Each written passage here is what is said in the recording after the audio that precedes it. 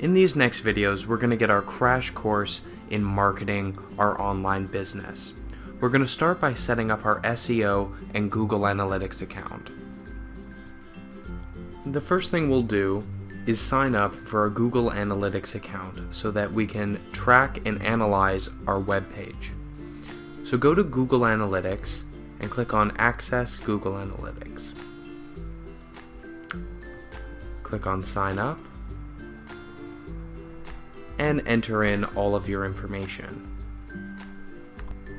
Now that you've signed up for an account, it will give you a tracking ID as well as a code snippet that you can add to your site. So go ahead and copy that code snippet, go to your WordPress dashboard, and then go to the editor. Under the header file, we're going to add our Google Analytics code snippet and update your file. And just like that, you've added Google Analytics. Now, our themes template actually also has a space to add your Google Analytics code, so we're going to add that in as well.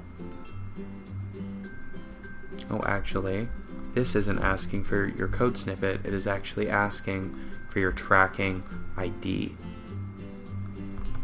So take that tracking ID and stick it in there. So now we want to improve the SEO or search engine optimization of our site.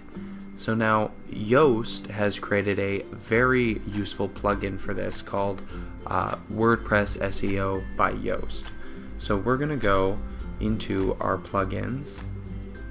We're going to add new.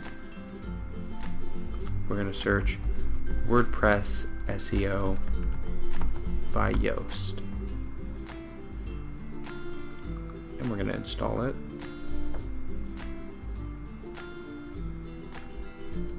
And we'll activate it. And allow your tracking. So, and now it's let us know of a huge SEO issue. We are currently blocking access to robots. So let's go into our reading settings. And let's not discourage search engines from indexing this site. So save those changes. And you have now drastically improved your site's SEO.